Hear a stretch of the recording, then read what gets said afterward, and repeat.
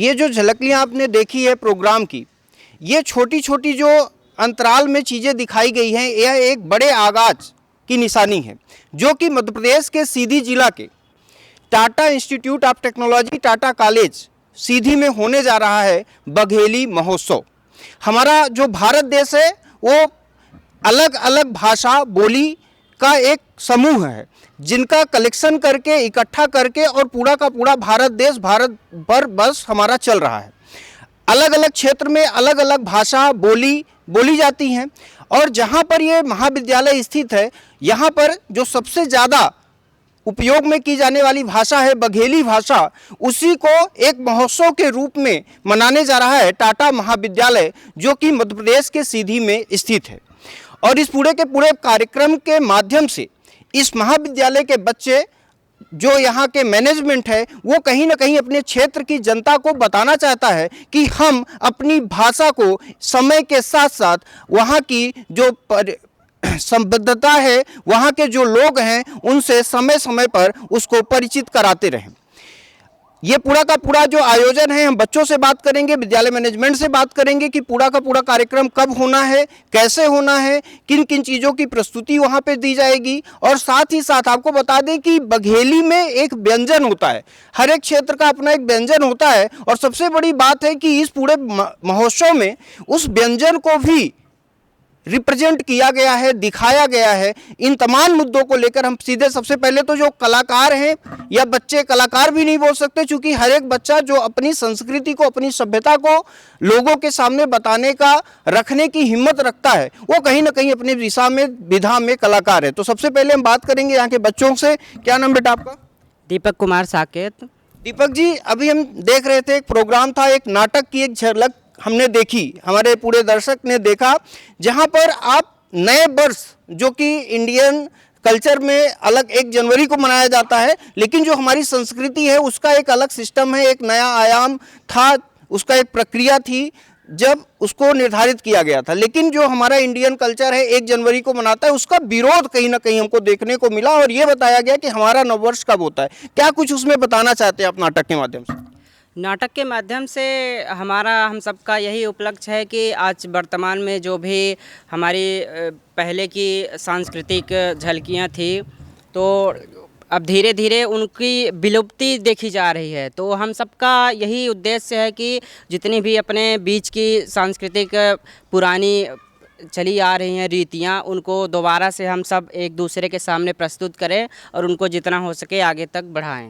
ये पूरा का पूरा जो नाटक है, चूँकि उसकी हमने क्लिप देखी है लगभग 1 से 1.5 मिनट की, कितना लंबा नाटक खींचेगा और क्या क्या चीज़ें इसमें आप ला रहे हो? इस नाटक में, डेडिकेटेड नाटक में क्या क्या चीज़ें ला रहे हो? किस से संबंधित है नाटक? इस नाटक में संबंधित ये है कि विक्रम संवत जो पुरानी चल रहा था, तो आज की डेट में थोड़ा धीरे धीरे डाउन हो गया, तो उसको विक्रम संवत पुनः लाना चाहते, इसलिए वो नाटक दिखाएगा। कहीं ना कहीं एक बहुत बड़ी पहल है विक्रम संवत, जो कहीं ना कहीं विलुप्त हो रही है भारत देश से, उसको एक बार फिर से लोगों की नज़र में लाना, समाज में उसको एक बार फिर से नई दिशा देना, इसका बहुत बड़ा प्रयास इन बच्चों द्वारा किया जा रहा है। क्या नाम बेटा आपका? जय सिंह। जय सिंह, वहाँ पे हम देख रहे थे काफ़ी लड़ाई वड़ाई भी चल रही थी, युद्ध वगैरह को भी आपने रिप्रेजेंट किया है पूरे प्रोग्राम के दौरान पे। तो ये जो पूरा प्रोग्राम है, किस तारीख को और कहाँ पे आयोजित होने वाला? 27-28 तारीख को ये प्रोग्राम यहाँ टाटा कॉलेज में, महाविद्यालय में होगा। बिल्कुल। क्या नाम भैया आपका? शिवम प्रजापति। शिवम प्रजापति। और क्या क्या प्रोग्राम यहाँ पे ऑर्गेनाइज कराए जा रहे हैं इस पूरे महोत्सव के अंतर्गत? इस महोत्सव के अंतर बघेली लोक नृत्य है, और उसमें गायन है, बघेली में जो शादी ब्याह में गाया जाता है, बुंदेली है, और इधर सैला है, और इधर जो अपने यहाँ काली मैया का वो नृत्य वगैरह होता है जो बघेली का फेमस है, वो भी आयोजन किया जाएगा। कितनी खुशी है आप लोगों के मन में और पूरे प्रोग्राम को लेकर, चूँकि बहुत बड़ा महोत्सव है, और कहीं ना कहीं ये आपके लिए नहीं, पूरे अपने प्रदेश के लिए, विंध्य क्षेत्र के लिए, मध्य प्रदेश के लिए बहुत बड़ा आयोजन आप लोग करने जा रहे हो। क्या कितना उत्साह है आप लोगों के? उत्साह तो हमें खूब है, पर जो हमारा क्षेत्र है वो मतलब कि हम कल्चरों में उनको हम दिखाना चाहते हैं। बिल्कुल, बहुत बड़ा प्रयास है, क्योंकि हमारी जो संस्कृति है, सभ्यता है, हमारी जो मूल भाषा है यहाँ के स्थानीय लोगों की बघेली है, वो कहीं ना कहीं छिपती नजर आ रही है, और इसको उजागर करने का, उसको फिर से सामने लाने का कार्य किया जा रहा है। क्या नाम भैया आपका? विशाल सिंह चौहान। विशाल सिंह जी, क्या और कार्यक्रम यहाँ पे आयोजित किए जा रहे हैं? एक तो आपका नाटक हमने देख लिया, बच्चों ने लोकगीत का प्रस्तुति की, इसके साथ साथ और क्या चीजें आ रही सामने? और सामने यहाँ बघेली व्यंजनों का भी प्रस्तुति हो रही है। बहुत अच्छा, खाने का तो एक अलग माहौल रहता है हमारे पूरे के पूरे क्षेत्र में, और उसकी भी प्रस्तुति। बघेली व्यंजन, लगभग कुछ नाम बताइए जिसका वहाँ होने वाला है। जैसे कि हमारे बघेल खंड में रिकमस ज़्यादा फेमस है, और उसके साथ दाल पूड़ी, बिल्कुल, और यही सब बघेली व्यंजनों का। अच्छा, तो जो दर्शक आएंगे आपके पूरे आयोजन में, तो उनको पैसा लेके आना पड़ेगा कि कैसी व्यवस्था है यहाँ? पैसा लेके आना पड़ेगा, टोकन अच्छा, कूपन वाला सिस्टम रहेगा? Yes sir. अच्छा, क्या लिमिट है कि कितने लोग यहाँ पर आने की संभावना, कितने लोग आ रहे हैं आपके पूरे प्रोग्राम में?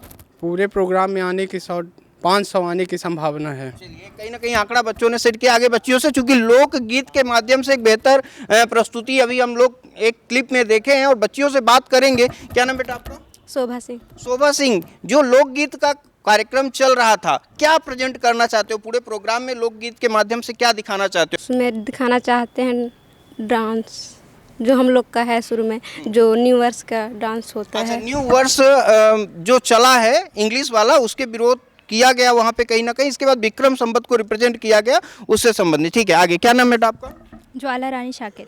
इस जो नाटक चला पीछे, वहाँ पे एक अहम रोल आपके द्वारा निभाया गया, क्या रोल था और क्या भूमिका है उस रोल की, उस पूरे नाटक में? वह रोल रानी का है, वीरमती रानी का। उसकी भूमिका है कि वह मतलब राजा के साथ जब विक्रम का जन्म होता है तो वो जाती हैं उनके साथ, और तभी अचानक से मतलब कि युद्ध का संदेशा लेके गुप्तचर आते हैं। तो हमें मतलब महलों से निकल के जंगलों घूमना पड़ता है, और यहाँ लड़ाई होती है जिसमें गंधर्व जी हार जाते हैं। फिर 20 साल बाद विक्रम जो पैदा हुआ था, 20 साल बाद बड़ा होकर वह युद्ध करता है और पुनः वह जीत जाता है। कहीं ना कहीं ये बहुत बड़ी पूरी नाटक के अंदर एक सच्चाई थी जो रिप्रेजेंट कर रहा है हमारी जो विक्रम संवत। एक बहुत बड़ा पहल है जो कहीं ना कहीं हिंदू संस्कृत से गायब होता जा रहा है। लोगों को पता ही नहीं है कि भी ये जो विक्रम संवत है क्या है। इवन डेट जो हमारा कैलेंडर आता है, जितने भी कैलेंडर उसमें छोटे से मेंशन किया रहता है विक्रम संवत, उसको शायद हमारे लोग जो जनता है उसको समझ भी नहीं पाती एक्चुअल में ये कहना क्या चाहते हैं। आगे हम बच्चों से बात करेंगे। क्या नाम बेटा आपका? प्राची सिंह। प्राची सिंह, और जो ये पूरा का पूरा आयोजन हो रहा है उसमें लोकगीत है, लोक कला है, इसके बाद क्या कुछ यहाँ पे झलकियाँ जो झांकी निकाली जाती हैं, कुछ ऐसा भी पूरे प्रोग्राम में आयोजन हो रहा है? सर नहीं। अच्छा, ऐसा कुछ आयोजन नहीं है। चलिए ठीक है, यहाँ पे हम बच्चों से बात किए, तमाम प्रकार के जो कार्यक्रम आयोजन होने वाले हैं। आगे हम बात करेंगे मैनेजमेंट टीम से, क्या कुछ व्यवस्थाएं हैं, कितने लोग पूरे कार्यक्रम में जुड़ रहे हैं और कितने तारीख को होगा। हमारे बच्चों से हमने बात की, पूरे सिस्टम को वहाँ पे समझा, क्लिप देखी, जो बघेली लोक संस्कृत लोक सभ्यता को दर्शाने के लिए एक आयोजन हो रहा है मध्य प्रदेश के सीधी जिला के टाटा महाविद्यालय में। हमारे साथ जुड़े हुए हैं सीधी के टाटा महाविद्यालय के director engineer R B Singh sir. हम बात करेंगे कि क्या कुछ उद्देश्य है इस पूरे प्रोग्राम का यहाँ पर कराने का। सर बहुत बहुत स्वागत है WPT न्यूज़ 24 में। धन्यवाद आपका। सर ये चूंकि बहुत बड़ा आयोजन, हम बच्चों से भी बात कर रहे थे महाविद्यालय के, और छोटी छोटी क्लिप हमने देखी जहाँ पे बघेली लोकगीत का आयोजन किया गया, नाटक का आयोजन किया गया, नुक्कड़ टाइप में भी कुछ था। तो क्या कुछ उद्देश्य है इस पूरे आयोजन का? असल में क्या है कि महाविद्यालयीन शिक्षा न्यू एजुकेशन पॉलिसी अभी जो लॉन्च हुई है 2020 में, तो उस शिक्षा का वास्तविक उद्देश्य यही है कि बच्चों के अंदर बहुमुखी प्रतिभा का विकास हो, उनका सर्वांगीण विकास हो। क्योंकि हर बच्चा तो इंजीनियर, डॉक्टर, हर बच्चा नौकरी तो पा नहीं सकता।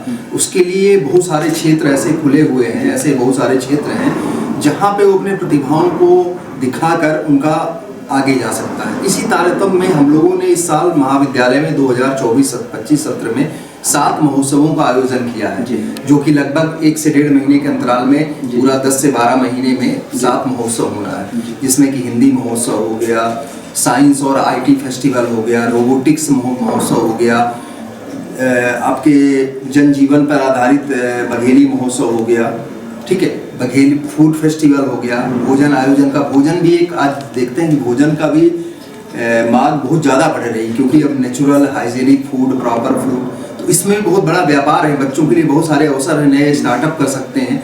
तो उसी तारतम्य में हमारे ये जो पूरा क्षेत्र है रीवा सब संभाग, आपका सतना से लेके कटनी से लेके पन्ना को टच करते हुए पूरा शहडोल हो गया, वहाँ मनेंद्रगढ़ तक हो गए, यहाँ सिंगरौली कोने तक, ये पूरा हमारा रीजन माना जाता है बघेलखंड। तो बघेलखंड महोत्सव को आयोजित करने के पीछे ये है कि बच्चे आज की हमारी लोक संस्कृति, लोक कला और बघेली व्यंजनों की सब चीज़ें भूलते जा रहे हैं, क्योंकि जो हमारी बड़ी प्राचीन परंपरा है, बड़ी अच्छी परंपराएं हैं, उसमें लोकगीत हैं, लोक संगीत हैं, भोजन की नई प्रणालियां हैं, वहाँ के वाद्य यंत्र हैं, वहाँ के सब चीज़ें हैं, तो इनमें भी जुड़कर उनको स्टार्टअप करने का एक अवसर प्रदान किया जा सकता है। जैसे कि हमारा सीधी जिला देखेंगे कि आपको टूरिज्म के क्षेत्र में इसको बहुत बेहतर विकसित किया जा सकता है। तो आगे चल के हम इन्हीं छात्र छात्राओं में से कुछ छात्र छात्र निकालेंगे और जो टूरिज्म के क्षेत्र में बघेली व्यंजनों के ऊपर अपने स्टार्टअप शुरू करेंगे और उस पर काम करेंगे। तो इस सब बातों को लेके हमने एक ऐसा सोच विकसित की है, ऐसी परंपरा विकसित करने की कोशिश की है कि हमारे यहाँ इतनी सांस्कृतिक विभिन्नताएं हैं, उनको हम उकेरें और एक मंच प्रदान करें। उस मंच के माध्यम से लोगों के बीच में संदेश जाए कि वास्तव में इस क्षेत्र में भी कुछ काम किया जा सकता है। बिल्कुल सही बात है, क्योंकि कहीं ना कहीं सरकार भी स्वरोजगार का एक एजेंडा लेके चल रही है और बच्चों को स्वरोजगार के लिए प्रेरित कर रही है। तो एक कहीं ना कहीं बहुत अच्छी पहल है और बड़ी पहल है कि हमारी संस्कृति, जहाँ स्थानीय महाविद्यालय है, अपनी बोली भाषा व्यंजन को लेकर कहीं ना कहीं स्वरोजगार को प्रेरित हो। कुछ और सवाल है क्या? कुछ इसमें साहित्यकार, चूंकि ये जो बघेली है, बघेलखंड है और बघेली बोली, इसमें कई बड़े साहित्यकार भी हुए हैं, तो क्या कुछ यहाँ पे गैदरिंग होने वाली है? निश्चित तौर पे हमने क्या है, अलग 5 विषय पे चर्चा होगी है, चाहे बघेली वाद्य यंत्र हो, लोक कला हो, लोक संस्कृति हो, ठीक, इन पे हमारे 5 विषय विशेषज्ञ आएंगे और उनमें अपने 1-1 घंटे 1.5 घंटे की प्रस्तुति देंगे, बातचीत करेंगे, उन पे वाद्य यंत्रों पे बात करेंगे, लोक कला पे बात करेंगे, लोक संगीत पे बात करेंगे, तो इस पे बात करेंगे। उस पे बच्चे बड़े ध्यान से सुनकर, पहले दिवस यही होगा कि बच्चे उसमें बैठकर उसको सुनेंगे और अपना प्रोजेक्ट और रिसर्च का काम करेंगे, उसमें अध्ययन करेंगे भाई कौन सी कला हमारी किस क्षेत्र में है, कौन सी कला किस क्षेत्र में है, उसको जाकर यहाँ से आप अध्ययन करिए। तो बच्चों को एक जानने का अवसर मिलेगा उन विशेषज्ञों के द्वारा, और नेक्स्ट डे उसको प्रोजेक्ट के रूप में, एक रिसर्च पेपर के रूप में प्रस्तुत करेंगे। सर, बच्चों से बात करते टाइम में बड़ी अच्छी और अजीब से भी पहल आई कि जो स्थानीय बघेली, जिस पूरा महोत्सव हो रहा है, तो बघेलखंड में और बघेली में कुछ व्यंजन होते हैं, उसका भी प्रेजेंटेशन किया जा रहा है और एक भोज कराया जाएगा जिसमें पूरी तरीके से बघेली व्यंजनों का परोसा जाएगा। तो क्या इसके पीछे उद्देश्य है? इसके पीछे उद्देश्य है कि बघेली परंपरा के विलुप्त होते भोजन, बहुत सारी ऐसी सांस्कृतिक विरासतें हैं, जैसे पत्तल में बैठ के खाने की, ये परंपरा लगभग आज जो मॉडर्न युग में आ रहा है, तो मॉडर्नाइज आपकी प्लास्टिक की थालियाँ बन रही हैं, फाइबर की थाली, इनमें हम भोजन कर रहे हैं, हमारे पत्तलों का सिस्टम खत्म होता जा रहा है। तो उनको जागृत करने के लिए साथ साथ में हम लोग ऐसा कर रहे हैं कि इसके लिए हम समाज में सभी लोगों को जोड़ रहे हैं। यहाँ भी बहुत सारे ऐसे क्लब हैं, जैसे सांस्कृतिक गतिविधियों, जैसे कामाख्या क्लब है, राजपूताना क्लब है, ऐसे बहुत सारे लोग हैं, सांस्कृतिक क्लब है, सांस्कृतिक में जुड़े बहुत सारे ऐसे लोग हैं। उन सभी क्लबों को हम आमंत्रण दे रहे हैं कि उनमें आए और उनको भोजन का अवसर मिले, और एक टोकन अमाउंट के रूप में उनको 200-200 रुपए का, एक जैसे अपन फिल्म देखने जाते हैं वैसे टिकट सबको दिया जाए कि भाई आइए, बच्चे भोजन बनाएंगे, बच्चे उसमें काम करेंगे। तो उनको बढ़ावा देने के लिए आप 200-200 रुपए का सहयोग करेंगे तो उनका भोजन भी बनेगा और आपको बहुत अच्छा दिव्य भोजन भी मिलेगा, और एक सभी एक साथ बैठ के करेंगे। तो ये अपनी एक बहुत बड़ी परंपरा है। हमारा उद्देश्य है कि 500 से 700 लोगों का भोजन उस दिन बने और बघेली परंपरा के अनुसार बैठकर वो भोजन ग्रहण करें। एक लास्ट एक डेट क्या रहेगी और क्या अपील रहेगी क्षेत्रवासियों से इस पूरे प्रोग्राम के लिए? इसकी डेट है 27 और 28 मार्च है। 27 तारीख को पहले कार्यक्रम चलेंगे जिसमें प्रस्तुति करेंगे, हमारे विशेषज्ञ आएंगे, वो बातचीत करेंगे, बच्चे उसमें सुनेंगे और भी अन्य जन भी उसमें उपस्थित हो सकते हैं। दूसरे दिन का हमारा कार्यक्रम रहेगा कि बच्चों का रिसर्च पेपर प्रस्तुत किया जाएगा, उनकी आर्ट गैलरी लगेगी, बर्तनों की गैलरी लगेगी, बघेली वाद्य यंत्रों की गैलरी लगेगी, जिसमें दिखाया जाएगा कि कितने प्रकार के वाद्य यंत्र हैं, क्या क्या वाद्य यंत्र हैं, क्या क्या हमारे भोजन पकाने के हमारे बर्तन हैं, बहुत सारे पारंपरिक बर्तन हैं, बटुआ, हांडा, कसहड़ी, ऐसे बहुत सारे हैं जिनको बच्चे आज के डेट में बच्चे जानते ही नहीं, उनके घर में विलुप्त होते जा रहे हैं, सब चीज़ें छूटती जा रही हैं। तो उनका सब अवलोकन करेंगे, उनको समझेंगे कि इसमें बनाने से कुछ उनके विशेषज्ञ रहें, विशेषज्ञ बताएंगे कि इसमें पकाने से क्या लाभ होते हैं। तो मैं जनता से अपील करना चाहूँगा कि जो भी इस क्षेत्र से जुड़े लोग हैं इस बघेली महोत्सव में भाग लेने के लिए टाटा कॉलेज में उपस्थित हों, बच्चों को सहयोग प्रदान करें, बच्चों को आशीर्वाद दें, स्नेह दें कि जैसे कोई नया हो सकता है हमारे बीच में बघेली के बहुत अच्छे रेस्टोरेंट आगे इन्हीं बच्चों में से कोई खोल के बड़े स्टार्टअप करें और बड़े बड़े व्यापार करें। ये यही नहीं, भोपाल, इंदौर सभी जगह हमारे बघेलखंड के बहुत सारे लोग निवास करते हैं। तो यदि कोई बच्चा जाके विशेषज्ञता के रूप में इंदौर में भी रेस्टोरेंट खोल सकता है, बघेली रेस्टोरेंट, तो उसका बहुत ज़्यादा चलेगा। ऐसे अवसर हम देना चाहते हैं, तो सभी से अपील है कि सभी पहुँचे, कार्यक्रम का आनंद दें। आप भी अपने चैनल के माध्यम से लोगों को प्रसारित करें, उनको बताएं कि बघेलखंड की संस्कृति को जागृत करने के एक बड़ा महोत्सव हो रहा है, उसमें सब सहयोग प्रदान करें। बिल्कुल, बहुत बहुत धन्यवाद। और कहीं ना कहीं दो चीजें निकल के आई, एक तो प्रोग्राम हो रहा है, लेकिन प्रोग्राम का जो मोटिव है अपनी संस्कृति को बढ़ावा देना, साथ ही साथ जो एक सबसे बड़ी समस्या भी भारत देश में आ रही है रोजगार की, तो कहीं ना कहीं सर के माध्यम से एक बड़ा प्रयास किया जा रहा है कि बच्चों को कम से कम किसी भी प्रकार से रोजगार का एक माध्यम दिलाएं। इस पूरी कवरेज पे हम बने रहेंगे। WPT न्यूज़ 24 का एक पूरा स्पेशल एपिसोड चलेगा, जो कि 2 दिन 27 और 28 तारीख को जो प्रोग्राम होना है वहां पर हम चैनल के माध्यम से लाइव आप तक प्रसारित भी करेंगे। हमारे साथ बने रहिए। बहुत बहुत धन्यवाद।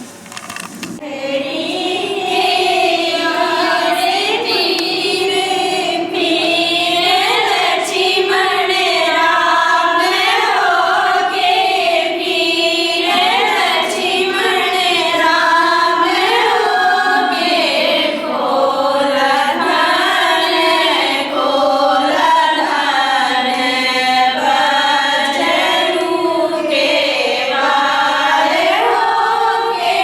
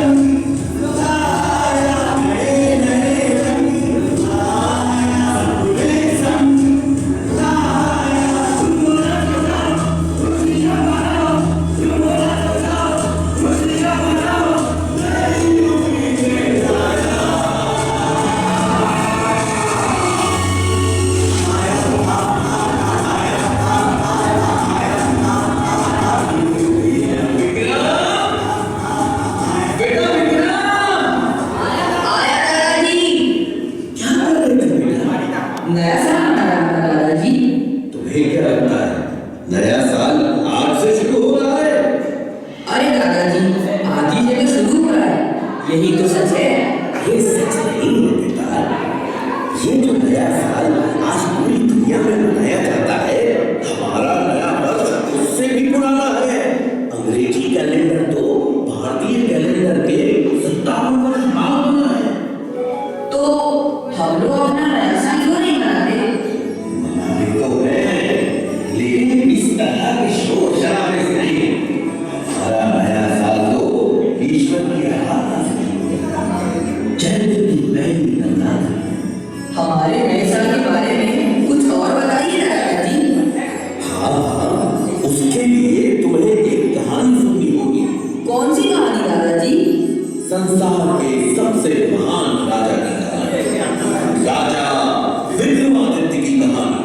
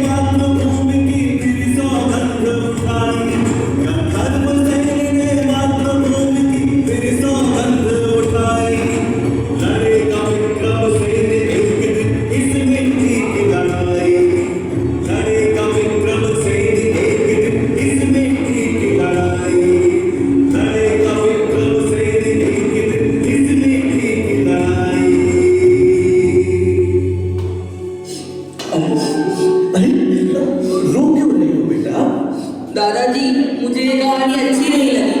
क्यों? क्योंकि इसमें नामान धोखे से जीत गया। जीतना गंधर्व सेन को चाहिए था, लेकिन वो तो लड़ाई छोड़कर चले गए। गंधर्व सेन गए क्योंकि उन्हें अपने सैनिकों और जनता की रक्षा करनी थी। उस समय शब्द इतने ताकतवर थे कि उनसे जीतना बहुत मुश्किल था बेटा। और जितने दिन लड़ाई चलती उतना ही राज्य का नुकसान होता। इसलिए उस वक्त उन्हें लड़ाई बीच में छोड़नी पड़ी। पर विक्रम सेन के पापा तो हार गए ना। हाँ, ये तो बुरा हुआ, लेकिन अंत भला तो सब भला। कहानी के अंत में तो विक्रम ही जीतेगा। मैं जीतूंगा।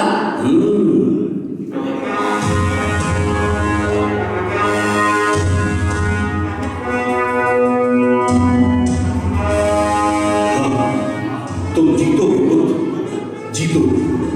तुम ही इस धरती को शक्तिहीन करोगे।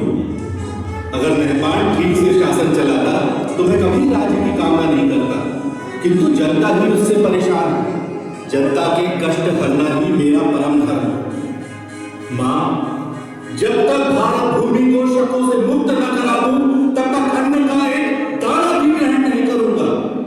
बेटा तेरे विचार ठीक हैं, परंतु अन्न त्याग का हट ठीक नहीं। हाँ युवराज, रानी जी ठीक कह रही है। आपकी तरह मैं भी बेचैन हूँ अपनी मातृभूमि की मुक्ति के लिए। 20 वर्ष की प्रतीक्षा कम नहीं होती। इन 20 वर्षों में जनता ने बड़े कष्ट सहे। मालवा के महाराज और महारानी को छुप छुप कर वनों में रहना पड़ा। हम सब आपके बड़े होने की प्रतीक्षा कर रहे थे। हे मालवा नरेश, हम सबको आपके आदेश की प्रतीक्षा है।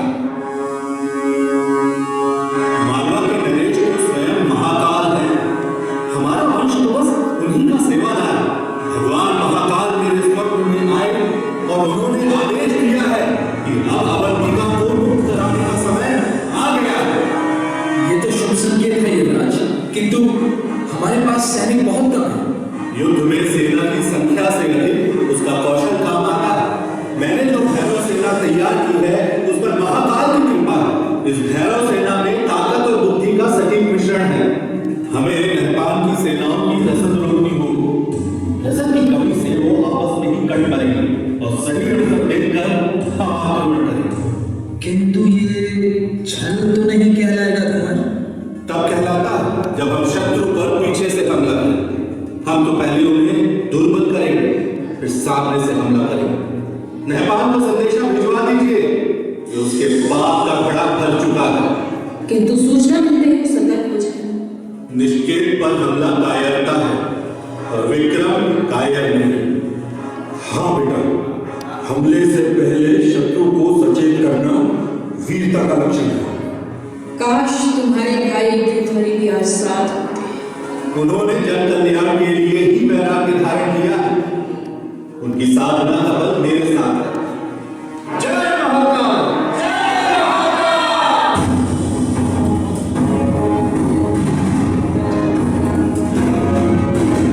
मातृभूमि के सम्मान में विक्रम ने नेपाल से घमासान युद्ध लड़ा और मालवा भूमि को शक वंश से मुक्ति दिलाई।